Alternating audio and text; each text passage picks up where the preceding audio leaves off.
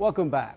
We're now going to examine the impact changing bell times will have on scheduling and activities. Presently, many of the district's 51,000 students participate in after and in some cases before school activities, such as athletics, various academic clubs, band, and drama. We also need to understand that we have about 60% of our families that are families of color, and 40% of our families are families who live under the poverty line.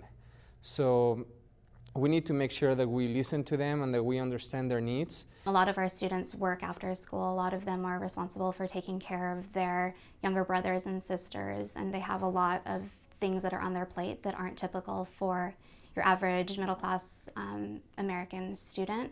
We need to look at this decision through an equity lens. And the reason why we want to do that is because we don't want to have unintended consequences for something that we believe is really good, which is a later start time that would give kids more time to sleep so they are more alert in school. I'm the one who picks up my sisters from school. I'm the one that takes care of them from once my mom gets back from work, which is around 6, 7 sometimes. So as the older sister, I have to take care of them, and changing the time would be really challenging for me, especially who takes care of my younger sisters. However, some district parents have a different viewpoint. For me, that would work great because my daughter, she's in high school and she has to get up at 5 o'clock to be to school by 7:50, and she's still late sometimes. Besides family and work obligations, many students are involved in extracurricular activities. The Seattle Schools Athletics program is one of the most robust and successful in the state, and athletics are important to support student health.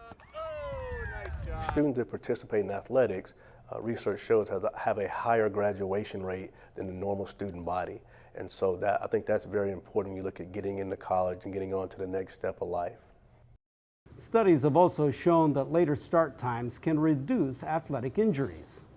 As we consider practice and competition schedules, there are a number of challenges to be considered, like the district's joint use agreement with the Seattle Parks and Recreation Department.